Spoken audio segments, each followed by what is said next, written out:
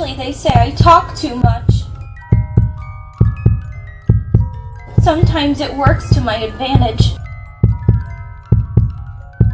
But I couldn't get away with it this time.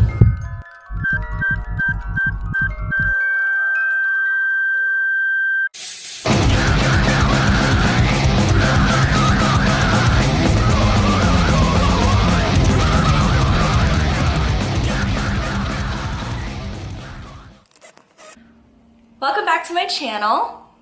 Oh, I'm so bad at this whole intro thing. I really need to come up with something different. Hey everyone, welcome back to my channel. The background story that I came up with is that I talk too much, but this time I couldn't really talk my way out of escaping a zombie attack during a zombie apocalypse. To start off, I just went ahead and did a foundation pretty much from here up. I tried to miss my mouth as much as I could, and I went ahead and drew on eyebrows. Just a thought, I don't want to ruin my shirt here, so I'm gonna go ahead and change. So let's do that now. Seems fitting. I want to quickly break down most of the items that I am going to be using in this video just so you can be prepared if you want to try to recreate this look. This is what I'm going to be using here, just a small bottle of latex. It does come with a sponge, which I think will actually work because if you could see, the sponge is quite porous, which I think will really help show kind of dots in the grossness of the infection. I also am going to reuse my stack of paints from the Injury paint set, also from Walmart. I think this was about $3. One thing that I was really excited to find at Walmart was the Wet n Wild paint palette. So I picked up this colorful one because I'm sure I'm going to be doing other looks, but I think this bottom row will really help with the whole infected part of the skin. And then I also have this one here with more muted colors, muted tones. And I think these were about $4 each, which, if you ask me, is an amazing price to get 6 shades of paints from a cosmetic company that I love using. The next thing that I wanted to make sure to pick up was a pack of paintbrushes. I got this from Walmart as well, and also if you did watch my vampire makeup look, I was having a hard time with getting the veins as thin as I wanted to. So let's go ahead and get started into the tutorial. If you're in a fight with an actual zombie and you get in a fight enough to where it like rips your shirt and the zombie bites your face off, would your makeup still look like this? Would your lashes still be intact? All right, now that we have most of the eyes done, including my unrealistic lashes, I want to go ahead and check my skin test where I applied the thin layer of liquid latex. I have some zombie veins already, but it doesn't look like any real irritation, so I think I am cleared to go ahead and get started with the fun stuff. So again, this is my zombie latex. I think it's just your normal liquid latex, and I'm just gonna pour it out here on this plate. Just about that much. It's just about a quarter size. I don't know how much I'm going to need. I've never used latex before. Oh, that stinks.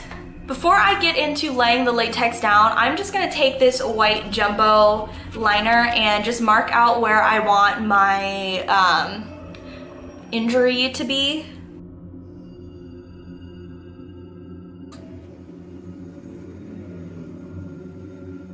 So I'm just gonna go ahead and take a little bit of that latex and just paint it around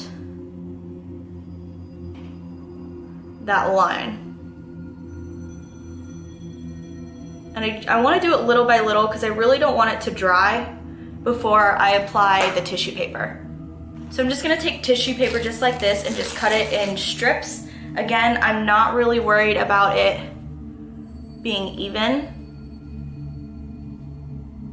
I'm just going to press that right along that latex. And then I'm going to go ahead and run some more latex on top of that. Just on the outer side, up towards my skin so that it blends.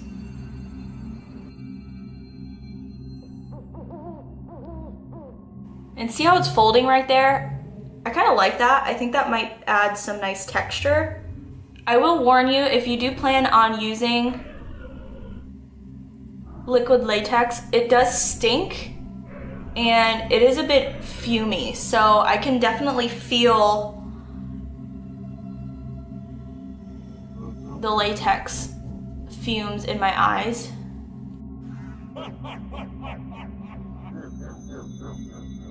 So it should look something like that. So I'm just gonna go ahead and repeat it on the other side and probably do about 2 or 3 layers because I want these pieces to be nice and thick.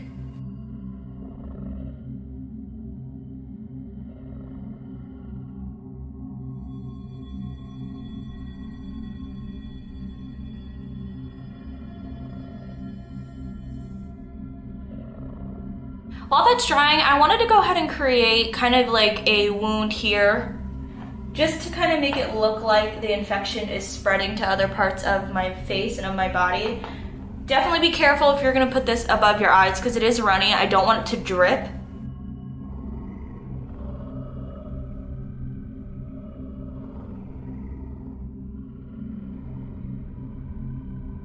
I'm gonna try to seal those ends, watch my brows because I don't want to rip any eyebrows off. So now that the mouth area is starting to dry a good bit, I'm just gonna go ahead and start ripping some of... So now that the mouth area is starting to dry, I'm just gonna start ripping some of this tissue away, just right here where it overlaps. You see I have 2 layers of tissue. I don't want that to overlap each other too much, so I'm just gonna rip little pieces of that away, just like that. I don't want to rip it off too much because then I'm going to lose my skin.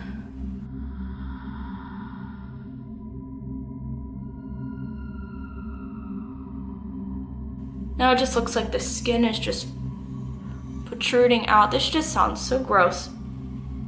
So I think I want to go ahead and add a little bit of that latex to the actual tissue parts because I'm afraid that when I start painting them, my skin color and then more gross fleshy colors, that it's going to just kind of soak it up and crumble. This latex I think is going to help harden it a lot more. So if you could see, I'm just going to try to paint some of the, I guess we'll use the word flaps for lack of a better word, with the latex. Not only that, but when the latex is dry, I can always manipulate it a little bit more.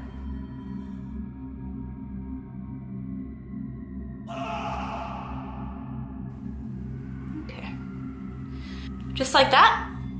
I'm just gonna let it dry a little bit more and then I will go in with some color to make it match my skin. So to cover the color of the latex pieces, I'm just gonna use this LA Girl foundation. This is what I used for my base. I'm just gonna try to apply it with this cosmetic wedge.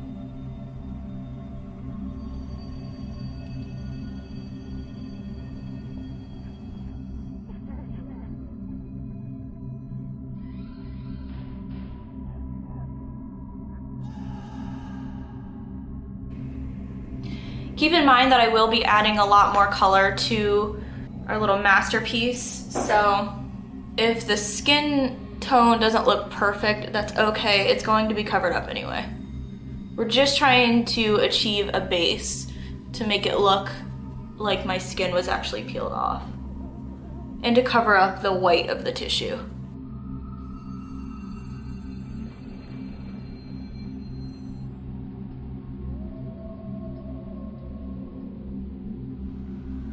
I'm just gonna go ahead and take these little tweezers here and pick at this top part just to open up some skin.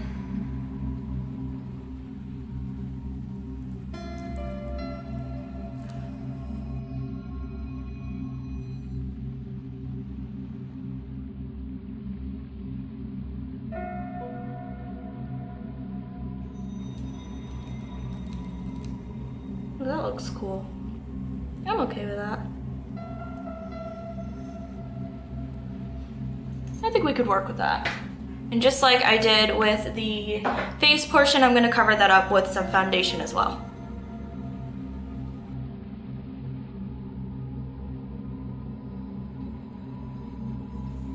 All right, so now that I have the tissue pretty much camouflaged to my actual skin color, I am going to take you could either use a set of tweezers, or I have this little spatula or palette knife, whatever you want to call it, and I'm just gonna try to find the in-between of each of these layers that I stamped down, just to lift them back up.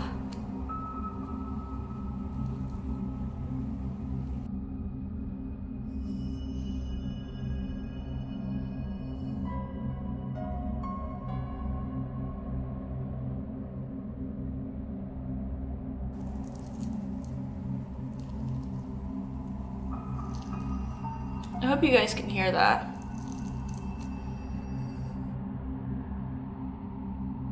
Alright, now that we have that pretty open, I think I'm gonna go ahead and take my scissors that we just used a second ago just to open up some of these cavities to create more torn open layers.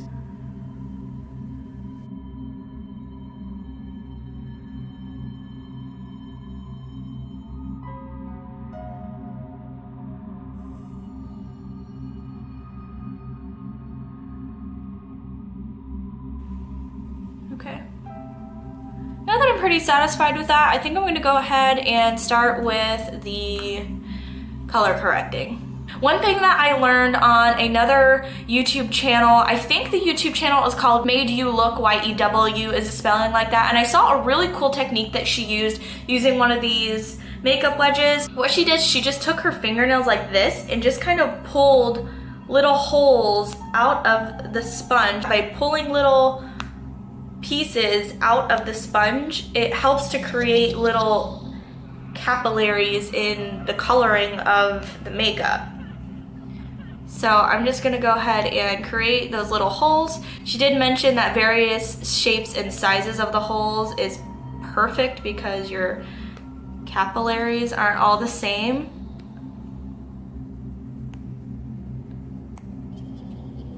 So you should have something kind of like that, I think. And I think the first shade I am going to dip into is in my Wet n Wild paint palette. I'm just gonna go straight in with yellow.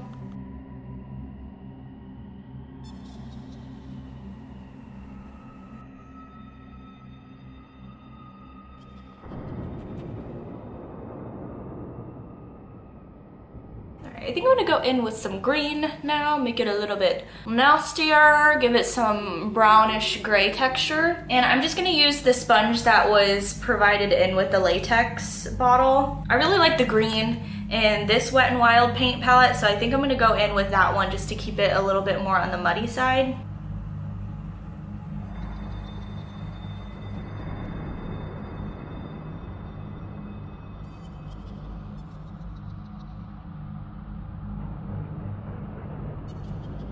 I think I'm gonna use that same sponge and dip into a little bit of that gray.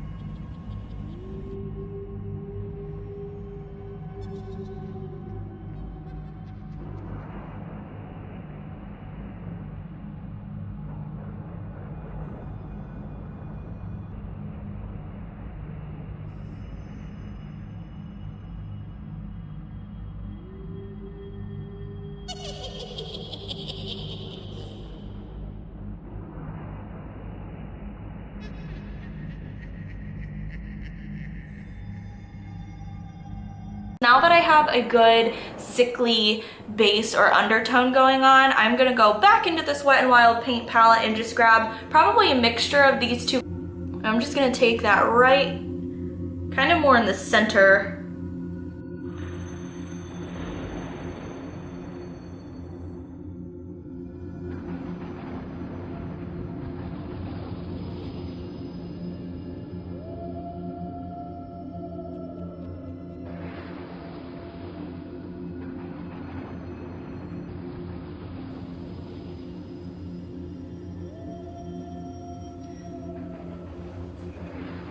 We're kind of getting somewhere. That looks gross. So at this point with the paint job, I'm really following this Made You Look tutorial because I don't really know how to layer the colors in order to make it look a little bit more realistic. So I'm gonna go back in with this Wet n Wild palette and grab the blue shade in the middle with my sponge.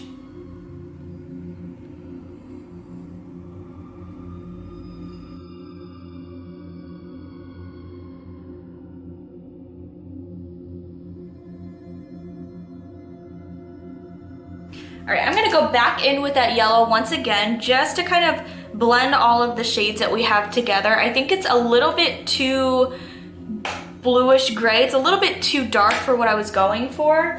So I think that'll just kind of help blend everything back together so the colors aren't so pronounced.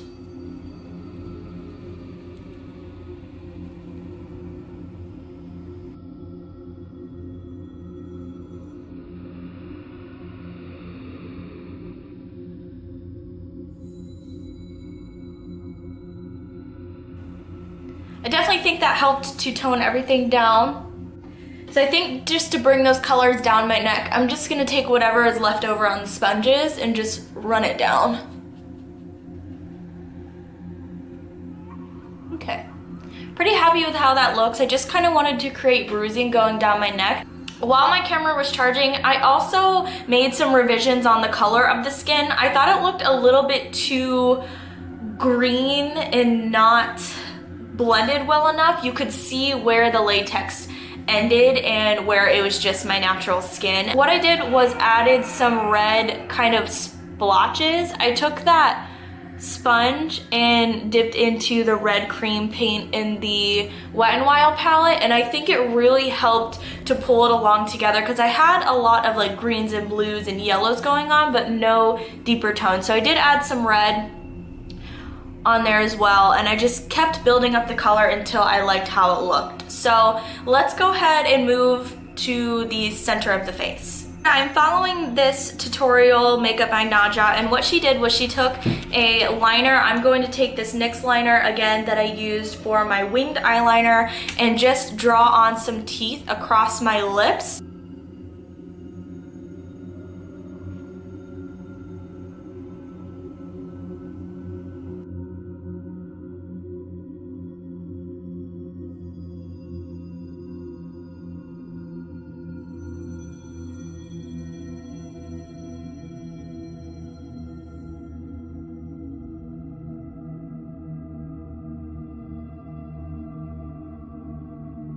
What she did now was, after creating kind of the outline of her teeth, she colored in the rest of her skin with black paint. So that's what I'm going to do now. So for the black paint, I'm going to use this Wet n Wild paint pot with this flat brush, just so I can keep it more precise.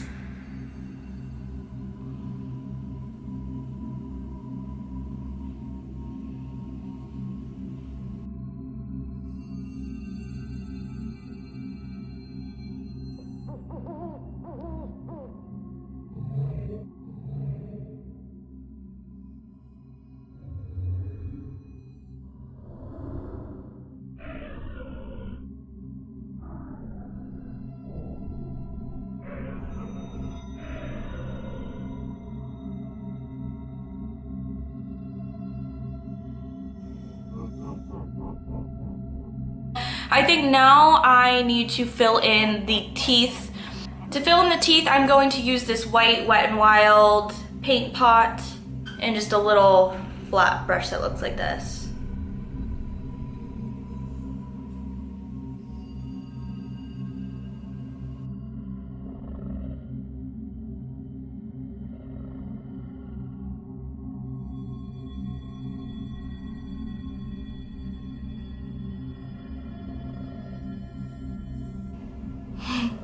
My teeth are a little crooked. Okay, so that's what I have right now. I am gonna go in between each tooth to add some shading so that they look a little bit more realistic. Hi, I'm back. So, I know you're probably going to be lost since the last time that we spoke, and I do apologize for that. My camera died again.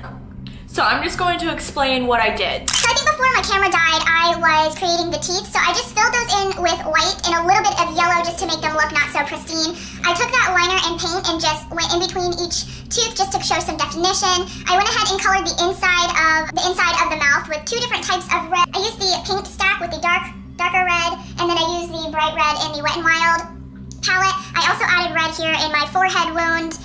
I added some veining to the outside of the wound, which that technique is shown in my vampire video, so if you want to see how I get veining on the skin, just go ahead and watch that. I added veining to the neck, and I added veining off of the forehead wound. Another small touch that I did was just add some burgundies and brown under the eye just to show, I guess, infection. So now I think the only thing that I really have left to add is blood, which is one of my favorite parts. I think it really, really makes everything look real. I have to find my blood. That's not something you say every day. Okay, I found my blood on the floor. So this is the same blood that I used in the last tutorial, the vampire tutorial. It's the scab blood that I found from Walmart. This stuff is very messy, but it looks so realistic that I couldn't help myself. I have to use it again. I'm gonna start in the forehead wound first. I really want to saturate this hole. So I'm picking up quite a bit on the spatula just so if it wants to drip, it can, to make it look a lot more realistic.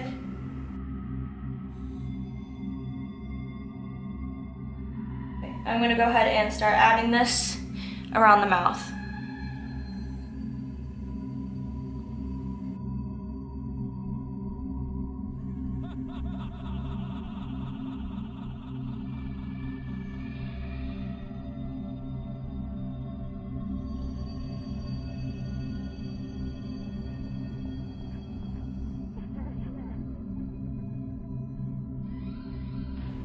Make sure you remember to put blood around the skin because obviously that's not going to be clean.